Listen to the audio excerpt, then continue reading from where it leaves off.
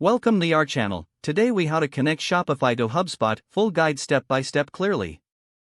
To connect Shopify to HubSpot, begin by logging into your HubSpot account. Navigate to your HubSpot dashboard. Click on the Marketplace icon in the main navigation bar. In the Marketplace, select App Marketplace. In the search bar, type Shopify and hit Enter. From the search results, choose the Shopify integration. Click the Install App button to initiate the connection process. You will be redirected to log into your Shopify account. Enter your Shopify store credentials and sign in. Grant HubSpot the necessary permissions to access your store data. Once permissions are granted, return to your HubSpot dashboard. Next, configure the settings for the Shopify integration. Select which data you want to sync between Shopify and HubSpot. You can choose to sync customer information, orders, and product data. Review your selections and make adjustments as needed. After configuring the settings, click Save. Now, HubSpot will start syncing data from Shopify.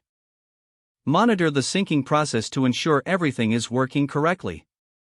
Once completed, you can access Shopify data from within HubSpot. Utilize this data to enhance your marketing strategies and customer engagement. For further customization, explore additional features within the HubSpot interface. Regularly check for updates or new features in the integration. Your Shopify and HubSpot connection is now successfully established.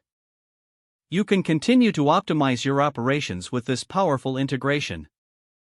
If the page does not load, refresh the browser or try again in a private or incognito window. Make sure you are using the correct email address, then retype it carefully to avoid small typos. If your password is not accepted, use the reset option and create a new strong password you can remember. Check your spam folder for verification or security emails, then complete any requested confirmation steps. Enable two-factor authentication if available to improve account security and reduce unauthorized access risk. After signing in, review your profile details so your contact information and settings are accurate and current. Don't forget to like this video and subscribe to our channel for more step-by-step tech guides.